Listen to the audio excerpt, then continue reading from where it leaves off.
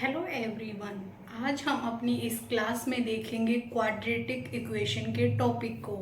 Quadratic equation start करने से पहले एक एडवाइस है आपके लिए कि अगर आप जो भी टॉपिक कर रहे हैं आप उस टॉपिक को मतलब एक अपना सेपरेट रजिस्टर बना लें जिसमें आप फॉर्मूलेज कॉन्सेप्ट वगैरह लिख सकें और डे पर डे आप उसको रिवाइज भी करते रहें, यानी कि जो आप आगे कर रहे हैं पीछे जो आपने किया है उसको रिवाइज करते रहें। ठीक है। अब यहाँ पर हम जो है, वैसे तो देखो हर एक टॉपिक के काफ़ी सारी सीखने की चीज़ें हो सकती हैं, लेकिन यहाँ पर हमें जो हमारे सिलेबस के अंदर दिया है सिर्फ हम वही करेंगे।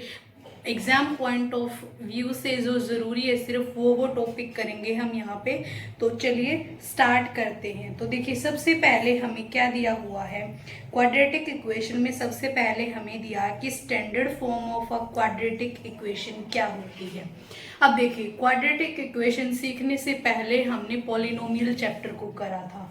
वहाँ पर हमने क्या सीखा था, सबसे पहले अगर हम उसकी जनरल फॉर्म पॉलिनोमियल की बात करें, जो क्वाड्रेटिक पॉलिनोमियल थी वो क्या सीखी थी हमने, ये सीखी थी ax² plus bx plus c। अगर हम किसी भी पॉलिनोमियल को ये हमारी क्या थी पॉलिनोमियल, अगर हम इस पॉलिनोमियल को इक्वेट कर देते हैं किसी भी कांस्टेंट से तो वो पॉलिनोमियल जो है कन्वर्ट हो जाते हैं हमारे इक्वेशन के अंदर। तो जो हमारी क्वाड्रेटिक पॉलिनोमियल थी उसको हमने जीरो के इक्वल पुट कर दिया, तो ये हमारे पास क्या बन गई, ये हमारे पास बन गई क्वाड्रेटिक इक्वेशन। ठीक है। तो जर्नल फॉर्म हमारी क्या होगी, जो जर्नल फॉर्म हो गई हमारी क्वाड्रेटिक इक्वेशन की, वो क्या हो गई, वो हो गई हमारे पास ax² plus bx plus c। जैसे पोलिनोमियल में होता था, यानी x के साथ जो भी हमारे पास ये x के साथ जो भी अटैच होता है ये हमें क्या पता होता है, ये हमारा क्या होता है, कोफिशिएंट होता है। ठीक है, ये हमारा क्या होता है, कोफिशिएंट होता है। ठीक है। तो यहाँ पर x² का कोफिशिएंट a है, x का कोफिशिएंट b है और c ये जो हमारी है क्या है, कांस्टेंट है, यानी इसकी कोई ना कोई वैल्यू मिलेगी। वैल्यू किस में मिलेगी, हमें नंबर्स में मिलेगी। ठीक है। तो ये बात हुई हमारी journal form of a quadratic equation. फिर हम बात करते हैं, नेक्स्ट टॉपिक हमें दिया है solution of a quadratic equations only real roots, यानी कि हमें क्या करना है, सॉल्यूशन बताना। देखिए सबसे पहले तो हम बात करेंगे किसी भी इक्वेशंस के कितने रूट्स हो सकते हैं। तो अगर रूट की बात करें, रूट्स कहें या सॉल्यूशंस कहें, सॉल्यूशन कहें, एक ही बात होती है। ठीक है। यानी कि यहाँ पर अगर मैं बात करूं तो क्वाड्रेटिक इक्वेशन में जो डिग्री होती है हमारे पास x की, यानी कि जो वेरिएबल की डिग्री होती है वो कितनी होती है, 2 होती है। तो हमारे पास सॉल्यूशन भी कितने मिलेंगे, 2 मिलेंगे हमारे पास। एक क्वाड्रेटिक इक्वेशन के सॉल्यूशन कितने मिलेंगे, 2 मिलेंगे। अब वो 2 कैसे मिलेंगे हमारे पास, भाई रियल होंगे या इमेजिनरी होंगे। दो ही तरह के नंबर्स होते हैं, रियल होते हैं या इमेजिनरी होते हैं। ठीक है। तो हमारे सिलेबस के अंदर है सिर्फ रियल की ही हम यहाँ पर बात करेंगे। ठीक है। अब बात आती है कि हम सॉल्यूशंस कैसे निकालेंगे। तो एक क्वाड्रेटिक इक्वेशंस के सॉल्यूशन निकालने के लिए हमारे पास 3 मेथड है, या तो हम फैक्टराइजेशन मेथड से निकाल लें, या हम बाय कंप्लीटिंग स्क्वायर से निकाल लें, या हम क्वाड्रेटिक फॉर्मूले का इस्तेमाल करके निकाल लें। अब बात करते हैं हम यहाँ पर कि हमारे पास फैक्टराइजेशन मेथड, इसी को हम क्या बोलते हैं, जो हम मिडिल टर्म स्प्लिट करते हैं इसको ही हम फैक्टराइजेशन बोलते हैं। फिर हम कंप्लीटिंग स्क्वायर से कर सकते हैं क्वाड्रेटिक फॉर्मूला। अब क्वाड्रेटिक फॉर्मूला क्या होता है, क्वाड्रेटिक फॉर्मूला होता है हमारे पास -b plus minus root of b² minus 4ac divide of 2a। अब ये BAC क्या है, देखो हमने जर्नल फॉर्म पढ़ी थी ax² plus bx plus c equal to 0। तो यहाँ पर b क्या था, कोफिशिएंट ऑफ x, और यहाँ पर अगर मैं बात करूं a क्या था, कोफिशिएंट ऑफ एक्स स्क्वायर, और c हमारे पास क्या है, कांस्टेंट टर्म है। तो यहाँ से हम वैल्यू उठाएंगे और इसके अंदर पुट करेंगे। यहाँ से हम लोग क्या कर सकते हैं, यहाँ से हम लोग इस फॉर्मूले का इस्तेमाल करके हम यहाँ से x की वैल्यू निकालते हैं। किसकी वैल्यू निकालते हैं, x की वैल्यू। अब यहाँ पर हमें पता है x की वैल्यू 2 आएंगी, यही तो हमारी सॉल्यूशंस होंगे।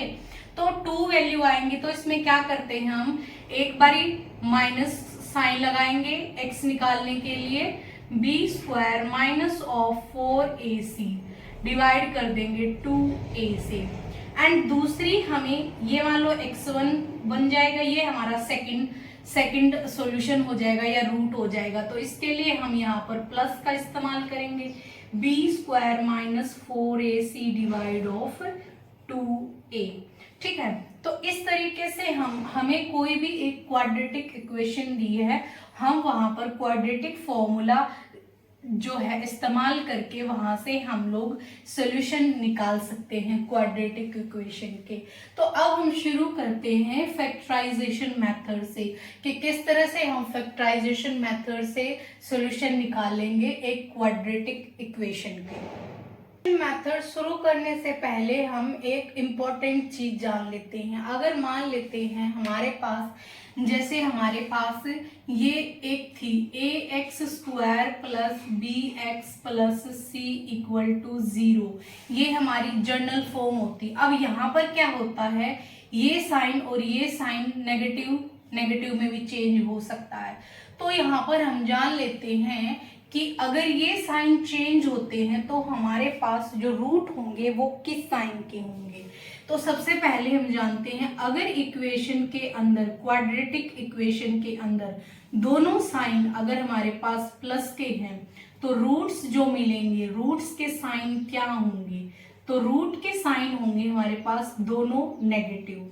फिर अगर बात करते हैं हम, अगर मान लेते हैं कि b का यहाँ पर नेगेटिव साइन है और a का, अगर c का यहाँ पर पॉजिटिव साइन है, तो रूट क्या साइन क्या बन जाएंगे हमारे पास, दोनों के दोनों हमारे जो रूट्स आएंगे वो पॉजिटिव आएंगे। अगर मान लेते हैं कि हमारे पास क्वाड्रेटिक इक्वेशन में b का साइन पॉजिटिव है, इसका साइन नेगेटिव है, तो अब क्या आएगा हमारे पास, तो यहाँ पर क्या होगा, जो पॉजिटिव वाला वो नेगेटिव में कन्वर्ट हो जाएगा और जो नेगेटिव है वो पॉजिटिव में।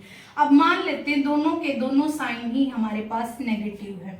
अगर दोनों साइन हमारे पास नेगेटिव है तो रूट्स कैसे मिलेंगे हमारे पास, एक रूट हमें पॉजिटिव मिलेगा और एक रूट हमारे पास नेगेटिव मिलेगा। एक बार फिर से रिकैप करते हैं। अगर मान लेते हैं हमें एक ऐसी क्वाड्रेटिक इक्वेशंस दी हुई है, यहाँ पर साइन चेंज होते हैं, कौन से साइन चेंज होते हैं हमारे पास, ये वाले जो साइन होते हैं ना, इनको अगर हम चेंज करते हैं, मतलब यहाँ पर नेगेटिव पॉजिटिव कुछ भी आ सकता है। तो अगर मैं बात करूं कि हमारे पास अगर दोनों साइन पॉजिटिव हैं तो हमारे पास रूट्स जो मिलेंगे वो दोनों नेगेटिव मिलेंगे, और अगर हमारे पास एक साइन नेगेटिव है एक पॉजिटिव है, मतलब b अगर हमारे पास नेगेटिव है और c अगर हमारे पास पॉजिटिव है, तो दोनों ही रूट हमारे पास कैसे मिलेंगे, पॉजिटिव साइन के मिलेंगे। और अगर हमारे पास पॉजिटिव नेगेटिव साइन है तो हमारे पास रूट्स नेगेटिव पॉजिटिव में मिलेंगे, और अगर दोनों ही हमारे पास नेगेटिव हैं तो रूट्स कैसे साइन के मिलेंगे, पॉजिटिव और नेगेटिव। अब हम देखते हैं कि फैक्टराइजेशन मेथड्स के थ्रू हम जो बेसिकली हम सॉल्यूशन निकाल रहे हैं, मतलब x की जो वैल्यू निकाल रहे हैं वो कैसे निकालेंगे। तो चलिए देखते हैं। हम लेते हैं यहाँ पर एग्जाम्पल है हमारे पास 3y square minus y and minus 10 equal to 0। अब यहाँ पर देखिए वेरिएबल कुछ भी हो सकता है, z हो सकता है, x हो सकता है।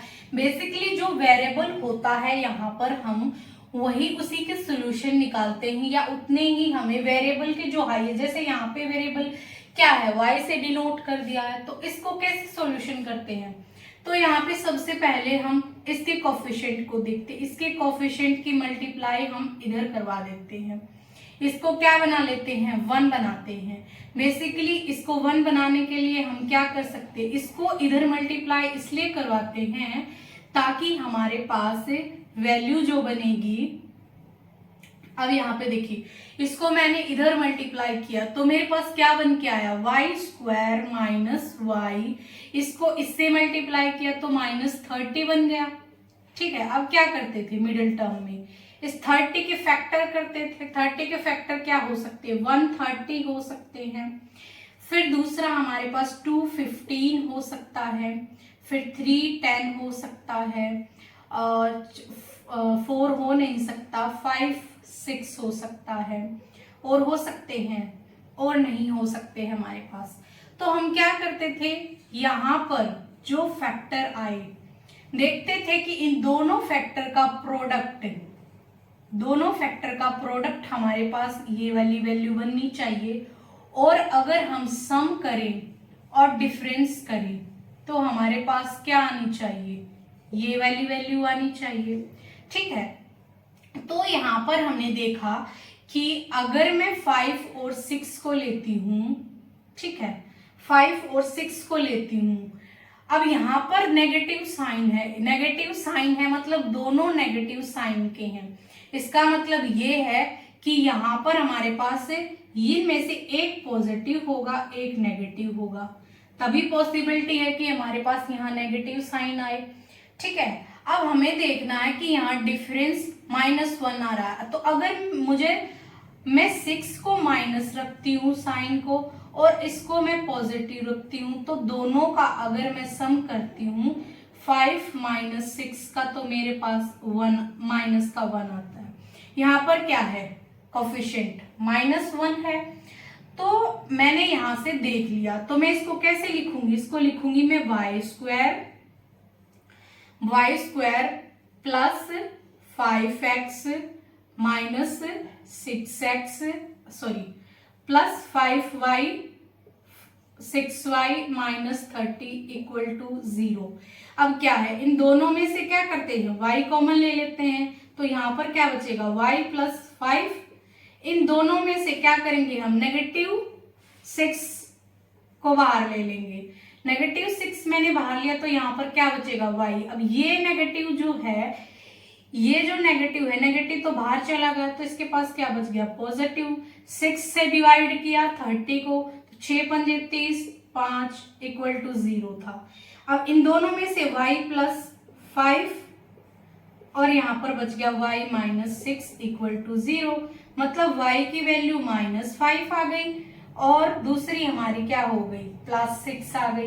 तो रूट क्या आ गए हमारे, नेगेटिव और पॉजिटिव।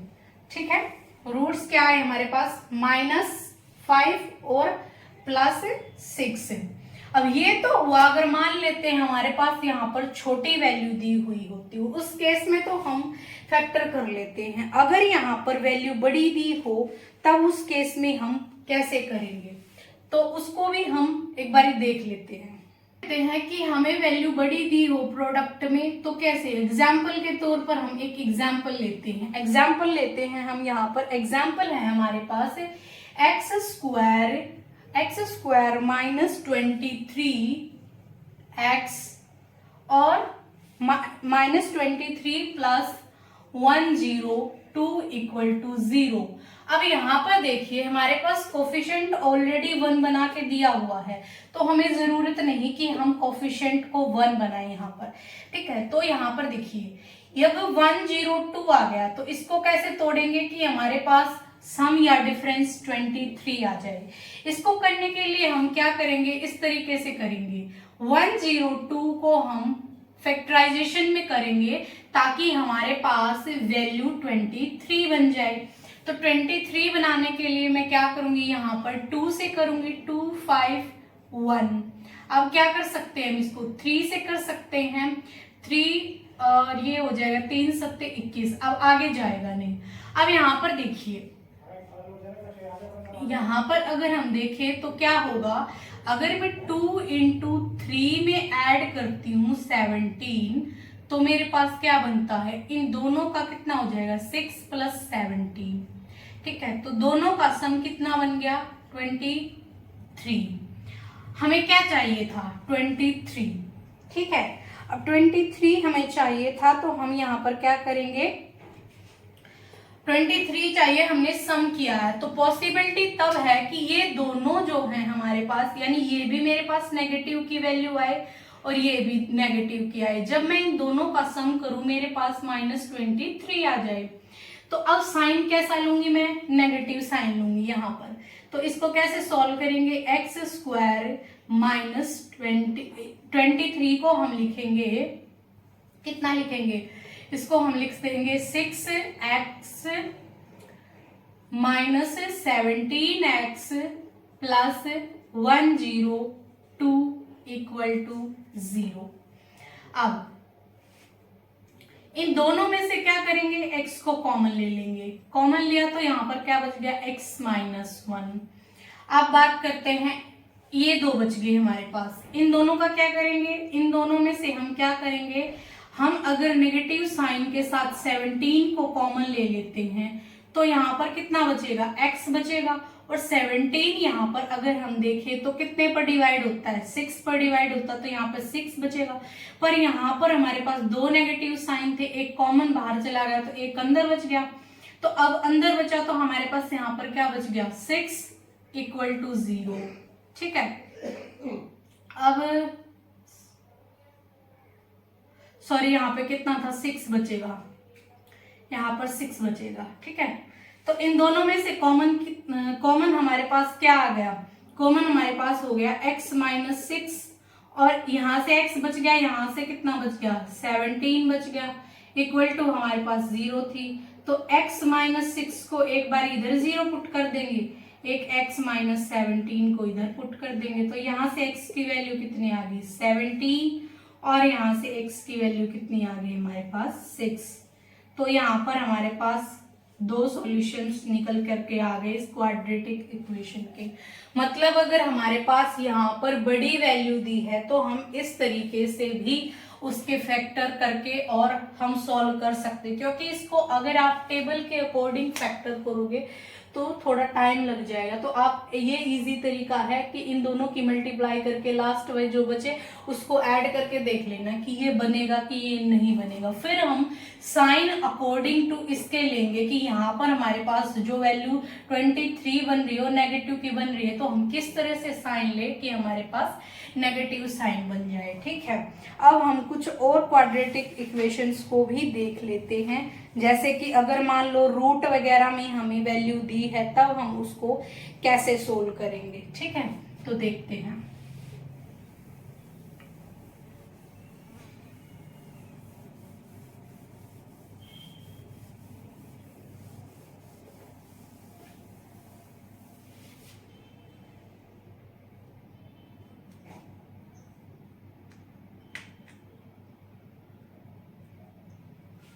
अब मान लेते हैं एग्जाम्पल दिया, अगर मान लो हमें रूट में दी हुई हो तो हम एक एग्जाम्पल ले लेते हैं, जैसे 5x² है, 5x² + 4 √10x + 8 = 0।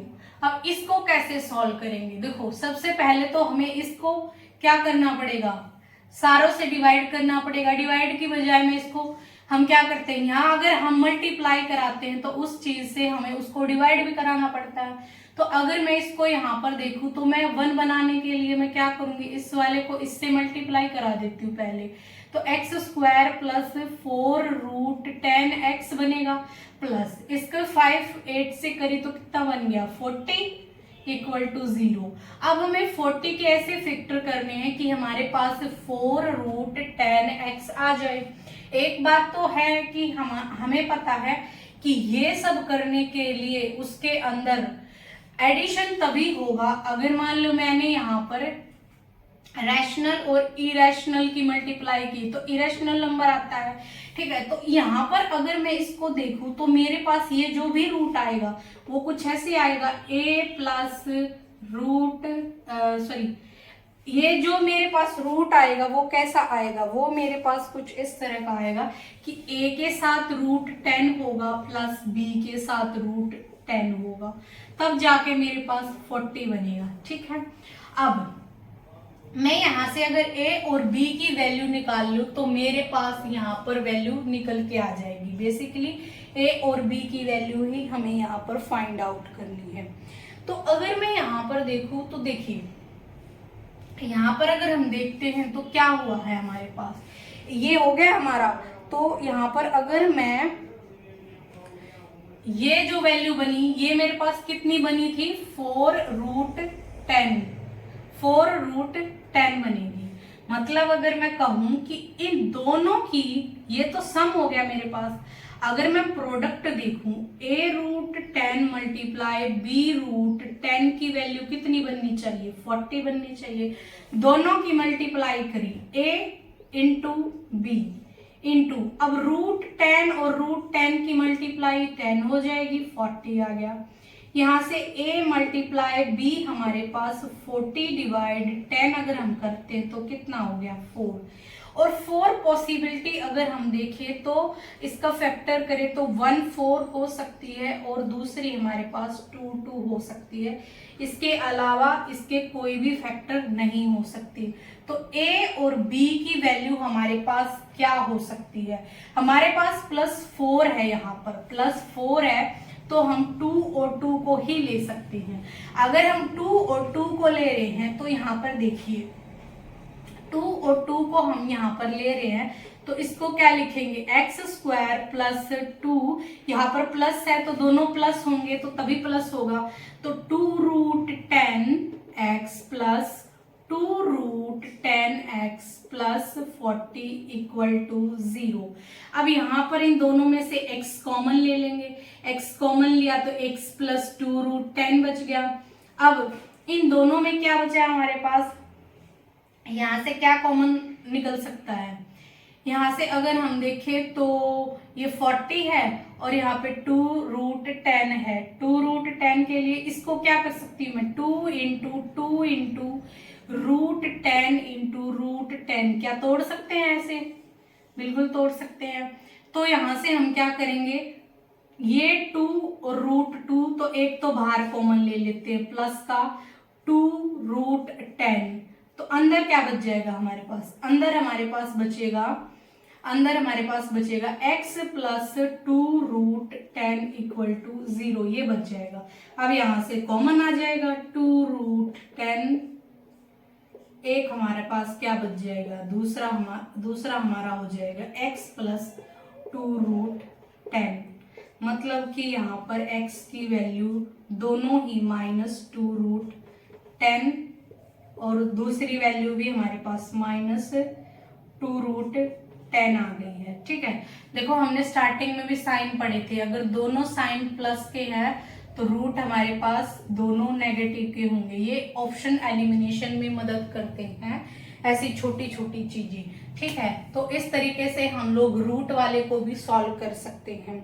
तो रूट वाले को भी हम इसमें सॉल्व कर सकते हैं।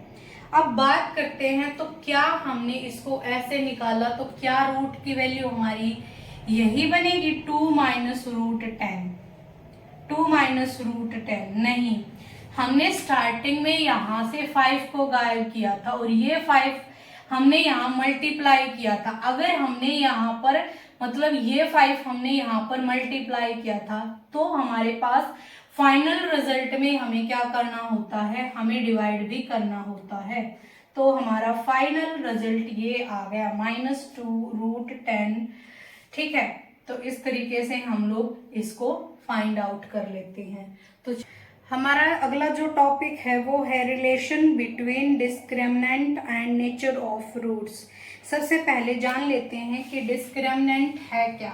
देखिए, डिस्क्रिमिनेंट को हम d से डिनोट करते हैं और ये होता है हमारे पास b² - 4ac। ठीक है, अब नेचर ऑफ रूट्स की बात करते हैं कि एक क्वाड्रेटिक इक्वेशन के अंदर हमें जो रूट्स मिलेंगे वो किस टाइप के मिलेंगे।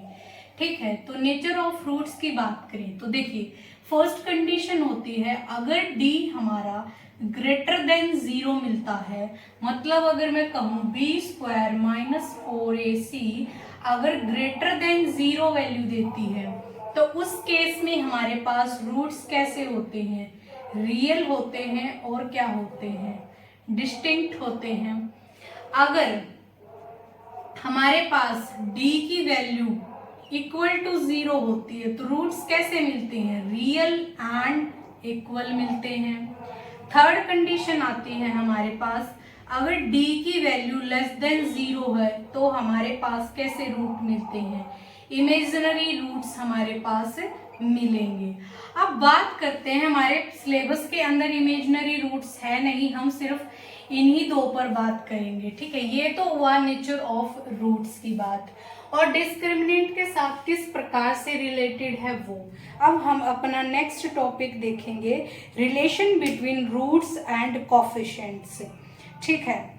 हमें पता है कि हमारी जो बेसिक वो होती है वो क्या होती थी, वो होती थी हमारे पास a x square plus b x plus c equal to 0।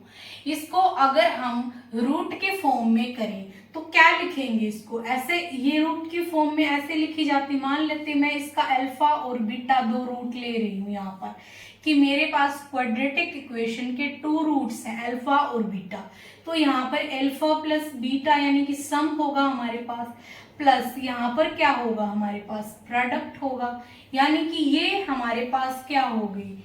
अगर हमें रूट के फॉर्म में करना है तो हमारे पास ये इक्वेशन हमारे पास बनेगी, ठीक है। तो अगर मैं कहूँ कि हाँ, अगर मुझे सम ऑफ रूट्स लिखना है और कोफिशिएंट्स की बात करते तो यही होंगे कोफिशिएंट ए बी एंड यहाँ पे ये कांस्टेंट है। तो अगर मैं सम ऑफ रूट्स की बात करूं, क्या बात करूं, सम ऑफ रूट्स की, तो सम ऑफ रूट्स जो होंगे हमारे पास क्या होंगे, अल्फा प्लस बीटा, मतलब यहाँ पर हो जाएगा माइनस बी बाई ए। ये सेम वही है जो हम पॉलिनोमियल के अंदर कर रहे थे, यानी क्वाड्रेटिक पॉलिनोमियल में सम की बात करें या मतलब अगर हम बात करें रूट्स की या जीरोस की, तो दोनों में सेम ही फॉर्मूला अप्लाई होता है कोफिशिएंट के रिलेशन में, माइनस बी बाई ए। अगर मैं प्रोडक्ट की बात करूं तो प्रोडक्ट हो जाएगा सी बाई में ए। अब अगर मैं मान लो डिफरेंस की बात करूं कि मुझे अल्फा प्लस बीटा का डिफरेंस निकालना, तो वो होता है root discriminant divide of root discriminant a, यानी यहाँ पर डिस्क्रिमिनेंट की वैल्यू हम पुट करेंगे, डिस्क्रिमिनेंट की वैल्यू यहाँ पर क्या पुट करेंगे, B square minus 4ac divide a, यानी कि इससे हम क्या कर सकते हैं, डिफरेंस भी निकाल सकते हैं इस क्वाड्रेटिक इक्वेशंस के रूट का, ठीक है। ये बात तो हुई हमारे पास की रिलेशंस क्या है कोफिशिएंट्स और रूट्स के बीच में। तो देखिए एक चीज और हम निकाल लेते हैं कि हमारे पास मान लेते हैं ये जो वेरिएबल दिया होता है, एक ये डायरेक्ट फॉर्मूला याद रखना, अगर मान लीजिए जो यहाँ पर वेरिएबल दिया होता है हमें क्वाड्रेटिक इक्वेशन के अंदर, और अगर हमें उसकी मिनिमम वैल्यू निकालनी है, और तो हम क्या निकाल सकते हैं, तो मिनिमम वैल्यू के लिए ये फॉर्मूला याद रखना, माइनस ऑफ बी बाई में, एक सेकेंड,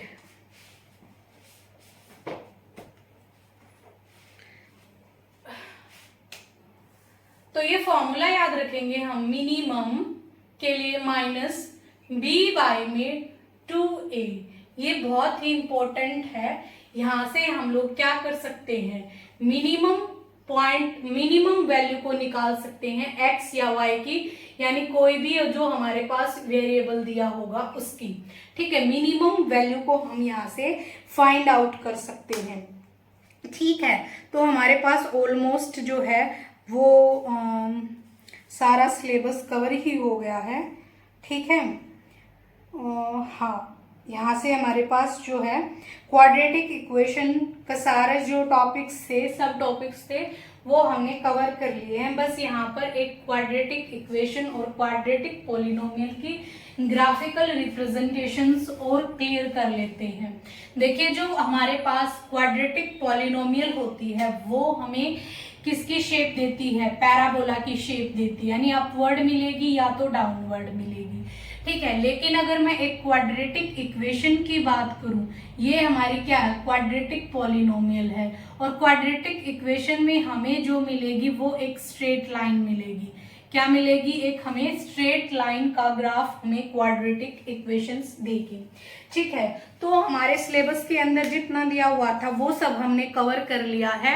इन सारे फॉर्मूलाज को आप लिख लेना, याद कर लेना, और उसके बाद आप क्वेश्चंस की प्रैक्टिस कर सकते हैं। ठीक है, अगर आप ज्यादा मतलब आप एक टॉपिक को कितना भी पढ़ सकते हो, लेकिन टीजीटी के पॉइंट ऑफ व्यू से इतना काफी है, इससे हमारे सारे क्वेश्चंस सोल्व हो सकते हैं। तो वीडियो अगर पसंद आए तो वीडियो को लाइक करें, चैनल को सब्सक्राइब करें। Thank you.